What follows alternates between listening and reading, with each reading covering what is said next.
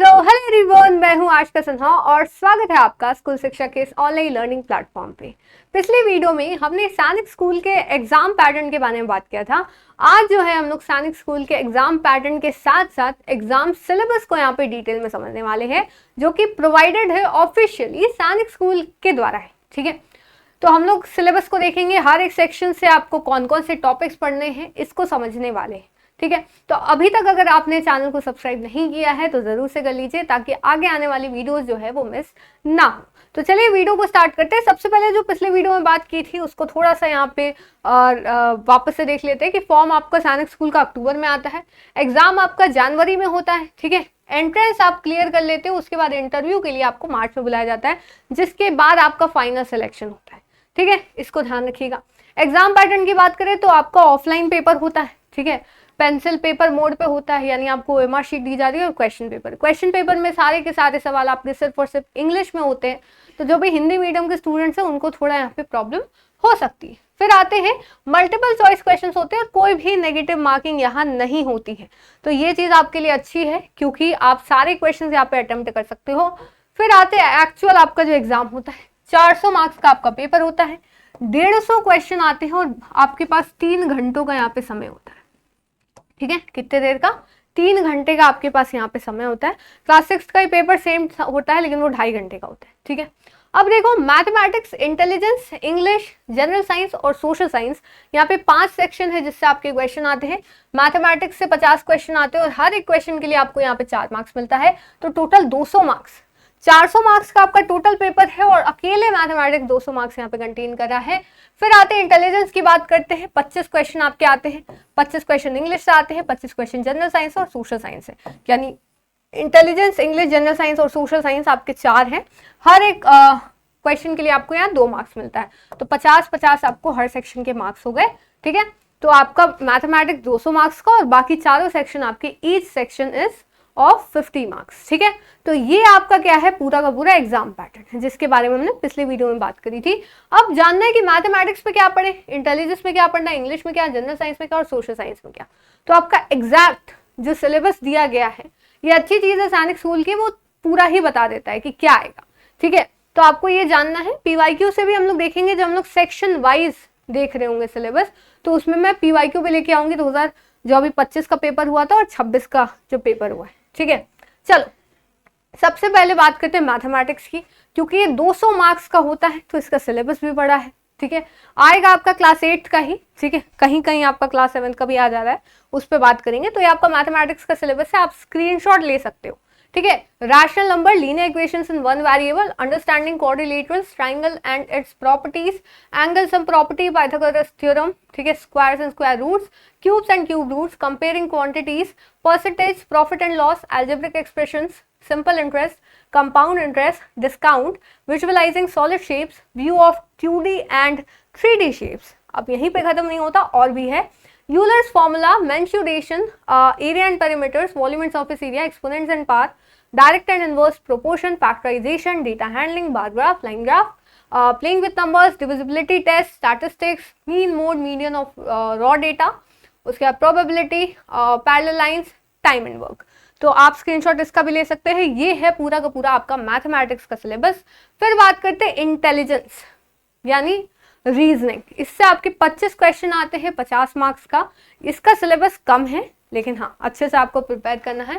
पहला आपका एनालॉजीज आता है, मैथमेटिकल और वर्बल। एनालॉजी होता है रिलेशन निकालना, कि इस नंबर का इससे ये रिलेशन है, तो इस नंबर का क्या होगा, कौन सा नंबर होगा। ठीक है, वर्बल भी आता है, तो आपका जैसे डॉग का बार्क है तो कैट का क्या होगा, वो वैसे आता है। ठीक है, फिर पैटर्न, स्पेशल और मैथमेटिक्स आते हैं। ठीक है, नंबर भी आ सकते हैं आपका, फिर आपका फिगर्स भी आ सकते हैं। पैटर्न को आपको पकड़कर फिर आगे का बताना है कि क्या होगा। क्लासिफिकेशन आता है। ठीक है, फिर आते हैं विजुअल एंड लॉजिकल रीजनिंग आता है, इसमें आपके बहुत सारे चैप्टर्स आ जाएंगे रीजनिंग के। ठीक है, फिर सीरीज एंड सीक्वेंसेस आता है, critical thinking and problem solving आता है, और फैमिलियल रिलेशन, जिसको हम लोग ब्लड रिलेशन कहते हैं, ये भी आपका प्रॉपर सिलेबस का पार्ट है। ठीक है, आप इसको भी स्क्रीनशॉट ले सकते हो। आगे चलते हैं, इंग्लिश की बात करते हैं। इंग्लिश से भी आपके 50 मार्क्स के क्वेश्चन आते हैं। ठीक है, कौन कौन सा आता है, वोकैब, ग्रामर सब मिला हुआ है, ठीक है।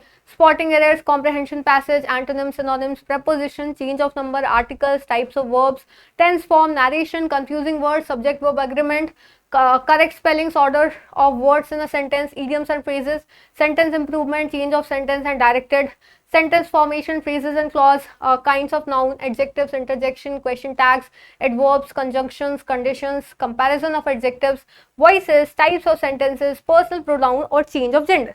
स्क्रीनशॉट ले सकते हैं आप इसका भी, ठीक है। तो ये आपका प्रॉपर सिलेबस है जो आपको अपने एग्जाम के लिए पढ़ना है। जनवरी में आपका एग्जाम होने वाला है, तो अभी भी आपके पास अच्छा खासा टाइम है। फिर आते हैं साइंस और सोशल साइंस जो हमारा बच गया। अब देखो 8th क्लास में न्यू एनसीईआरटी आई, ठीक है, पता है पिछले साल ही आई थी और पिछले साल ही सिलेबस चेंज हुआ। अब साइंस का देखोगे तो वही सारे सिलेबस है, को इतना चेंज नहीं किया है। तो आप ओल्ड एनसीईआरटी के जो भी चैप्टर्स हैं ये न्यू एनसीईआरटी में ये टॉपिक्स आप दोनों का पढ़िएगा, ठीक है। ओल्ड से भी उठा के पढ़िएगा और न्यू से भी, ठीक है। जैसे मान लो एक कोई भी उठाते हैं, जैसे मान लो कि फ्रिक्शन, ठीक है, तो फ्रिक्शन आप ओल्ड एनसीईआरटी से भी पढ़िए और न्यू वाले से भी पढ़िए, पूरा चैप्टर नहीं, टॉपिक वाइज, ठीक है। तो आपको ऐसे पढ़ना होगा। तो fossil fuel, coal and petroleum, combustion and flame, cell structure and function, reproduction, plants and animals, force, friction and pressure, sound at its basic, reflection and dispersion of light, endocrine glands and hormones, metals and non-metals, synthetic fibers and plastics, chemical effects of electric current, stars and solar systems, pollution of air and water, global warming, microorganisms, some natural phenomenon, how to find calorific value of fuel, जैसे एक topic, ठीक है, पूरा chapter नहीं, सब topic है। Electroplating and artificial jewelry, relation between types of friction, cropping seasons, agricultural practices, conservation of plants and animals, biosphere reserves, national parks and sanctuaries. फिर changes during puberty, अगर आपको नहीं दिख रहा तो ये चेंजेस ड्यूरिंग प्यूबर्टी है, इसको ध्यान रखिएगा, ठीक है। तो ये सारे टॉपिक्स जो है वो आपको साइंस में क्या करने हैं, अच्छे से समझने, ठीक है, इसको ध्यान रखिएगा। ये आपका पूरा क्या है, साइंस का है। फिर आते हैं सोशल साइंस। अब सोशल साइंस में एक अलग चीज क्या हुई थी कि आपका न्यू एनसीईआरटी से ही आएगा पूरा, ओल्ड आपको पढ़ना ही नहीं है, लेकिन 7th क्लास की एनसीईआरटी भी लगा दी गई है इसमें। जी हाँ, आपको 8th की पूरी एनसीईआरटी पढ़नी है। मैं आपको सारे चैप्टर गिना देती हूँ कि आपका 8th का कौन सा चैप्टर है। जैसे आपका 8th का ये चैप्टर है, ठीक है, फिर 8th का ये दोनों चैप्टर है, फिर आपका ठीक है 8th के आपके ये तीनों चैप्टर है। तो 3 3 6 और एक हो गया, ठीक है। और एक और होगा आपका फैक्टर्स ऑफ प्रोडक्शन, ठीक है, एक आप ऐड कर लेना फैक्टर्स ऑफ प्रोडक्शन, वो आपका यहाँ ही यहीं होगा, मुझे दिख नहीं रहा, ठीक है। चलो यहाँ ऐड कर लो फैक्टर्स ऑफ प्रोडक्शन, ठीक है। 8th का एक और चैप्टर है जो आपको पढ़ना है, ठीक है। ये एनसीईआरटी आपको समझनी है। बाकी सारा आपका 7th का है, ज्योग्राफिकल डाइवर्सिटी, मतलब 6th का भी है, ठीक है, 6th का भी है, 7th का भी है, 8th का भी है, ठीक है। तो तीनों की एनसीईआरटी आपको पढ़नी है। 23 चैप्टर है, काफी ज्यादा है, जी हाँ। तो geographical diversity of India, resource and their conservation, weather and climate, landform and life, locating places on earth, ocean and continents, from the rulers to the rules ruled, constitution of India, universal franchise, parliament system, grass root democracy, from barter to money, understanding market, economic activity around us, beginning of Indian civilization, India's cultural root, new beginning, city and states, rise of empire, age of reorganisation, Gupta era, reshaping India's political map, rise of Marathas and colonial era in India, ठीक है। तो ये आपका क्या है, syllabus है social science का। तो अब बात ये उठती है कि इतना सारा कॉम्प्लेक्स सिलेबस, खासकर मैथ्स का, साइंस का, सोशल साइंस का, पढ़े कैसे। तो आप पढ़ने के लिए ज्वाइन कर सकते हो हमारा अभिमन्यु बैच, जहां हम लोग आपको डिटेल में सारी चीजें प्रोवाइड करने वाले हैं। तो नीचे दिए गए नंबर पे आप कॉल कर सकते हैं, ठीक है, और डिस्क्रिप्शन में आपको नंबर मिल जाएगा और वहां से आप इसको ज्वाइन कर सकते हो, ठीक है।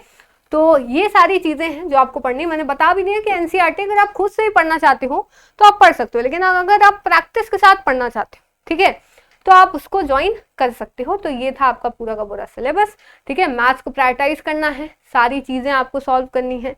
फिर हर एक चीज सिलेबस का आप स्क्रीनशॉट ले सकते हो, फिर देख सकते हो आपको क्या क्या पढ़ना है। तो ये था आपका पूरा का पूरा सैनिक स्कूल क्लास 9 का एग्जाम पैटर्न और सिलेबस। उम्मीद है आपको सारी चीज़ें समझ में आई होंगी। आपको जो भी डाउट है वो आप कमेंट सेक्शन में पूछ सकते हैं, आपको रिप्लाई मिल जाएगा, या फिर ज़्यादा बच्चों का डाउट होगा तो उस पर एक न्यू वीडियो आपको यहाँ पे प्रोवाइड कर दी जाएगी। तो फिर मिलते हैं नेक्स्ट वीडियो में, तब तक के लिए thank you so much, bye bye, जय हिंद, जय भारत।